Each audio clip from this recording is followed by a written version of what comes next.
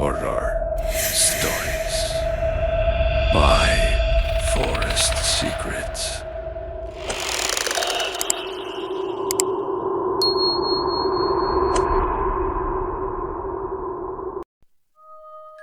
Kung sakaling mapunta ka sa Laperal House sa gabi, may isang bagay kang dapat tandaan.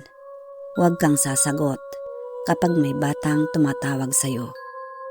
Dahil may mga nagsasabing ang bahay na ito sa Baguio City ay hindi lang basta haunted house.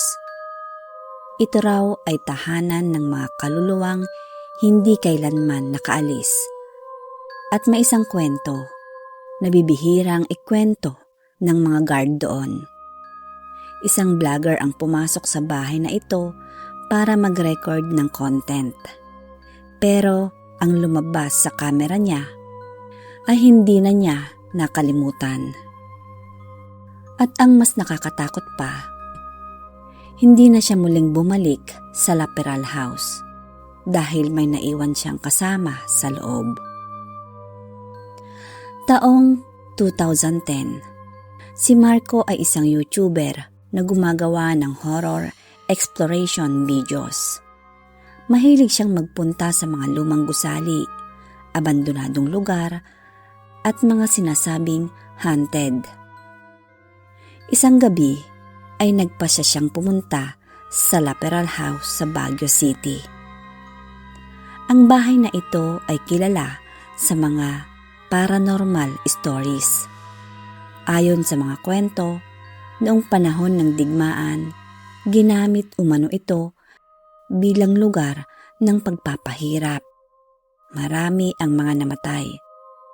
Maraming sigaw ang hindi na narinig at hanggang ngayon, ang mga nagsasabing maririnig pa rin ang mga iyon tuwing gabi.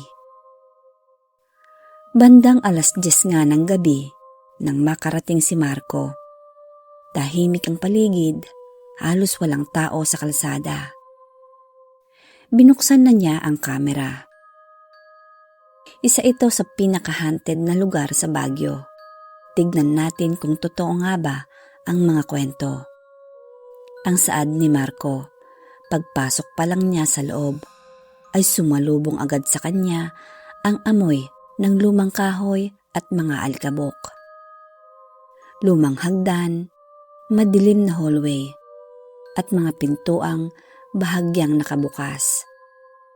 Habang naglalakad siya, narinig niya sa video ang mahina niyang paghinga. Habang naglalakad siya, naririnig sa video ang mahina niyang paghinga. Pagdating niya sa sala, napansin niyang may lumang rocking chair na bahagyang gumagalaw. Subalit walang hangin. Pero gumagalaw ito. Bigla siyang natahimik. Guys, nakita niyo ba yun? Biglang may pintuang dahang-dahang bumukas mula sa itaas ng hagdan. Umakyat nga siya doon.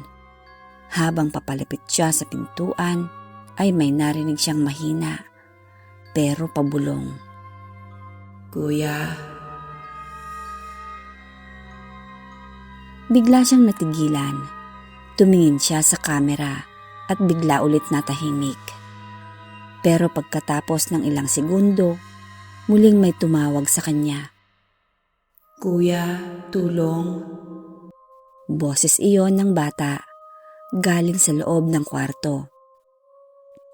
Dahan-dahan niyang binuksan ang pintuan, subalit walang tao. Isang maliit na kama lang at lumang aparador. Pero napansin niya ang isang bagay.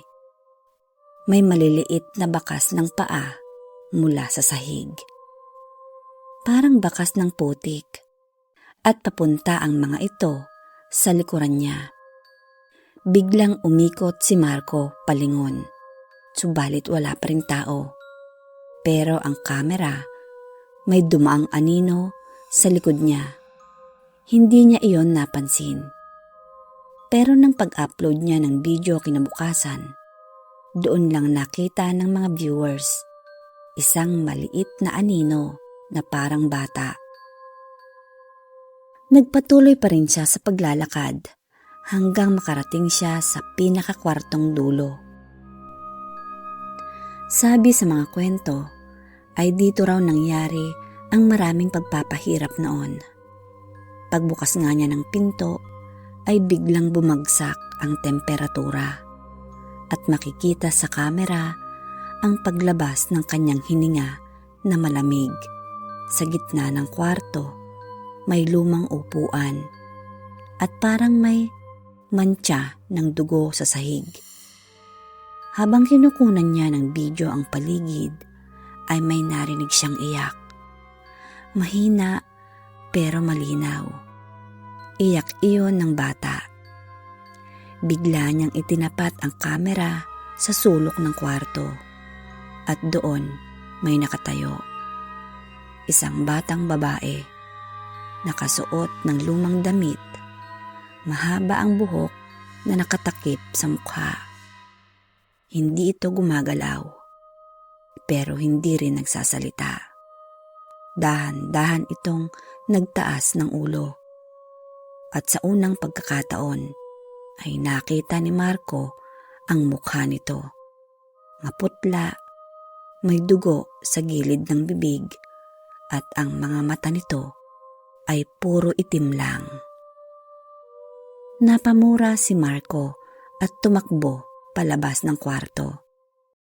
Habang tumatakbo siya pababa ng hagdan, ay may narinig siyang mga yabag sa likod niya. Hindi isa, marami. Parang may mga batang tumatakbo kasunod niya. Paglabas niya ng bahay, halos hindi na siya makahinga. Tumigil siya sa labas at pinatay ang kamera. Kinabukasan ay pinanood niya ang footage. Noong una ay normal lang, hanggang sa makarating siya sa parte ng kwarto. Doon niya nakita, habang kinukunan niya ang sulok, hindi lang isang bata ang nasa kwarto. Sa likod niya may 3 anino. Unti-unting lumalapit iyon. Pero ang pinaka nakakatakot, ang huling frame ng video. Makikita ang batang babae na nakadikit na sa likuran niya. Halos nasa balikat na niya ang mukha nito. Pagkatapos niyang mapanood iyon, ay napansin niya ang isang kakaibang bagay. May naririnig siyang mahina sa loob ng bahay niya. Parang bulong, "Kuya, kuya." Napatigil siya. Dahan-dahan siyang lumingon sa likod niya. Walang tao, pero sa laptop screen, sa refleksyon sa kamera, isang maliit na batang babae, eksaktong katulad ng nasa Laperal House. Dahan-dahan itong lumapit sa kanya at bago pa niya maisara ang laptop, ay isang matinis na sigaw ang narinig sa record.